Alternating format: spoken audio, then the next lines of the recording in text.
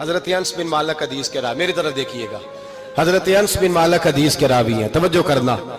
کہتے ہیں ایک بی بی حضور کے پاس آئی، اپنا علاقہ چھوڑ آئی، آ کے کھڑی ہوئی تو اس نے کہا حضور میں خاندان بھی چھوڑ آئی ہوں، سسرال بھی، میکا بھی، ننیال بھی، ددیال بھی، میں ہر ایک کو چھوڑ آئی ہوں، میں جائیداد والی تھی وہ بھی چھوڑ آئی ہوں، مال دولت بھی چھوڑ، ایک میرا بیٹا تھا جوان وہ میں ساتھ لائی ہوں۔ سونیا یہ آپ کی نوکری کرے گا اور میں حضرت فاطمہ کی ڈیوٹی کروں گی، میں حضرت عائشہ کے برتن دھویا کروں گی، میں بھی نوکری کروں گی، حاضر ہے۔ فرماتے ہیں رسول پاک نے بچہ اصحاب صفہ میں رکھ لیا، اصحاب صفہ میں، اور بی بی کو نبی پاک صلی اللہ علیہ وسلم نے عورتوں کے ساتھ متعین کیا۔ حضرت انس کہتے ہیں وہ نوجوان بڑا پیارا، بڑا میٹھا، بڑا دھیما، بڑا وفاشار، وہ سبق اچھی طرح یاد کرتا، وہ نماز دلچسپی سے پڑھتا، وہ حضور کی باتوں کو غور سے سنتا، وہ رسیلا، وہ سنجیدہ، وہ کم گو، وہ میٹھا، وہ پیارا۔ کہتے ہیں بڑی دلکشا طبیعت، اس کی مقناطیسی سی شخصیت، طبیعت کھنچی چلی جائے اس کی طرف، بڑا حسین و جمیل وہ نوجوان۔ اس ماں بیٹے کے تذکرے ہونے لگے کہ بڑی جائیدادیں چھوڑ کے آئے، بڑے مال والے، انہوں نے بڑی قربانی دی ہے، ہر رشتہ ناتا توڑ کے رب رسول سے یارانہ لگایا ہے، اللہ بڑا بے نیاز ہے۔ وہ بچہ بیمار ہو گیا، شدید علیل ہوا۔ حضرت انس بن مالک فرماتے ہیں ہم قریب جا کے بیٹھے تیمارداری کرنے تو اتنا علیل ہوا کہ اس کا وجود کانپنے لگا۔ کہتے ہیں کچھ ہی دیر گزری تو اس نے کلمہ پڑھا، روح پرواز کر گئی، روح پرواز کر گئی، سننا روح پرواز کر گئی۔ کہتے ہیں نبی پاک صلی اللہ علیہ وسلم کو بلایا، حضور آئے تو آنکھوں میں آنسو۔ نبی پاک صلی اللہ علیہ وسلم نے سر پہ ہاتھ پھیرا اور پہلے حضور نے جملے ارشاد فرمایا تم غسل دو، کفن دو، میں خود اس کا جنازہ پڑھاؤں گا۔ پھر حضور نے فرمایا نہیں، اسے غسل نہیں دینا، ارادہ بدل گیا ہے، پروگرام تبدیل ہو گیا، اسے غسل نہیں دینا، کفن نہیں دینا۔ حضور کیا کرے؟ فرمایا اس کی اماں کو جا کے بتاؤ۔ یہ نہیں فرمایا بلا کے لاؤ، اماں کو جا کے بتاؤ۔ حضرت انس کہتے ہیں میں نے کوئی نرالا سے رنگ دیکھا، کوئی منفرد سا انداز دیکھا، ہمیں بھیج دیا اماں کو بلاؤ، اور خود نبی پاک اس کمرے سے نکل گئے اور حضور کے آنسو بھی یکدم خشک ہو گئے، مزاج بدل گیا، پریشانی بدل، اماں کو بلاؤ اس کی۔ پتہ نہیں ارادہ ہے محبوب کیا ہے، ارادہ ہے خدا کیا ہے۔ کہتے اس کی اماں کو جا کے خبر دی تو ماں کو تو بس کوئی اتنا بتا دے کہ بیٹا سائیکل سے گر گیا ہے، سائیکل سے گر گیا ہے۔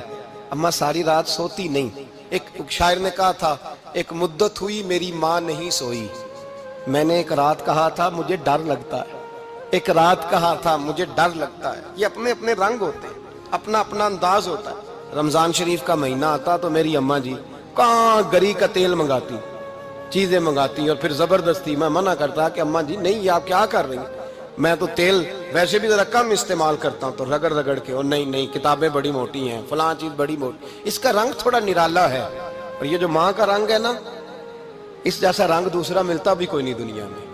یہ اپنی مثال آپ ہی ہے۔ اماں کو کہا تیرا بیٹا، اماں ذرا دوڑی، گری، پھر اٹھی، پھر گری، پھر اٹھی، پھر گری، روتی ہوئی آئی۔ کہتے ہیں پیچھے وہ روئی، لیکن جب بیٹے کی میت کے قریب آئی تو اب نہیں روئی۔ کہتے ہیں ہمارے چہروں پہ نظر دے ڈالی اور کہنے لگی تمہارا کلاس فیلو فوت ہو گیا ہے، واقعی چلا گیا ہے؟ کہاں پردہ کر، واقعی کہاں؟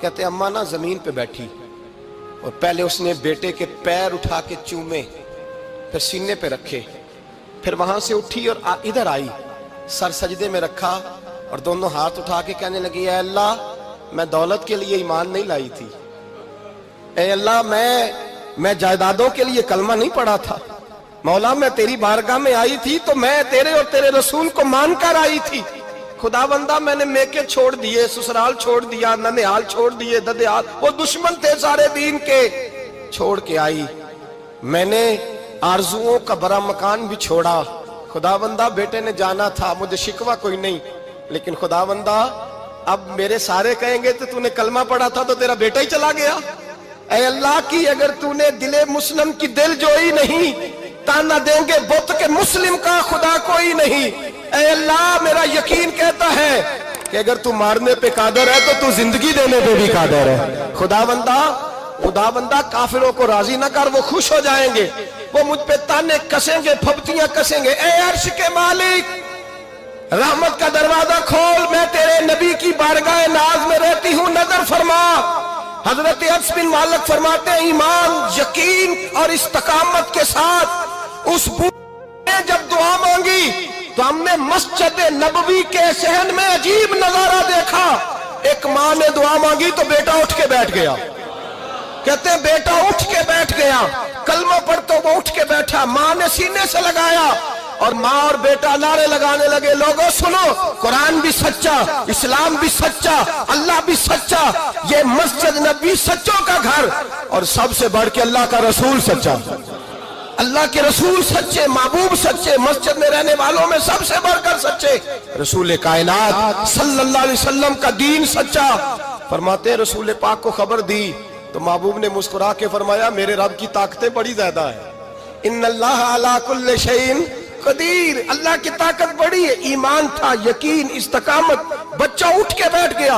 हजरत अनस कहते हैं वो हुजूर के जमाने में भी हयात रहा, विसाले ज़ाहिरी के बाद हजरत अबू बकर के जमाने में भी मौजूद रहा, उमर के जमाने में भी मौजूद, हजरत उस्मान के जमाने में उसकी माँ का इंतकाल हुआ, उसने अम्मा को दफन किया और माँ के बड़े अरसे के बाद उसने पर्दा किया। जब हम उसकी तरफ देखते थे ना, देखते उसकी तरफ थे, पर हमें उसकी अम्मा का ईमान याद आ जाता था, हमें यकीन। ओ भाई, कभी तूने रब करीम की बारगाह में सर सजदे में रख के मांगा ही नहीं, तू कभी आया ही नहीं, वरना उसके दरवाजे से कोई खाली जा सकता, सवाल ही नहीं पैदा होता कोई खाली जाए, कोई जाता ही नहीं, वो भेजता ही नहीं, उसका अंदाज ही नहीं, उसका ये करीमाना अंदाज ही नहीं, वो भेजता ही नहीं, वो तो नवाज देता है। ईमान, यकीन, इस्तकामत अपनाइए और ये अपनी जिंदगी में अल्लाह तबारक व तआला के साथ जुड़िए। ये तो दुनियादारों के साथ हम ताल्लुक जोड़ के रखते हैं, कभी SMS, कभी टेलीफोन, कभी ईद पे मुबारकबाद, कभी फलां जगह, दुनियादारों से जोड़ के रहते हो, खुदा से जोड़ के रहो। कभी फजर में जुड़ जाओ, कभी जोर में जुड़ जाओ, कभी तिलावत में जुड़ जाओ, कभी दुरूद और सलाम की वजह से रब करीम के साथ ताल्लुक बनाओ, कभी रमजान में, कभी ईमान में, कभी हज में, कभी उम्रे में, कभी किसी गरीब की मदद में, कभी किसी लाचार की मदद में, कभी बेकस की मदद में, कभी मजबूर की मदद। जुड़ जाओ अल्लाह तबारक व तआला के साथ, मजबूत ईमान, मजबूत कुव्वत पैदा करो, तवानाइयां हासिल करो, अपने अंदर खूबी पैदा करो। मेरे भाई याद रखें, ईमान मजबूत होता है तो अल्लाह अर्श से मदद नाजिल फरमाता है, और जब ईमान कमजोर होता है तो जो मदद पास होती है वो भी छिन जाती है।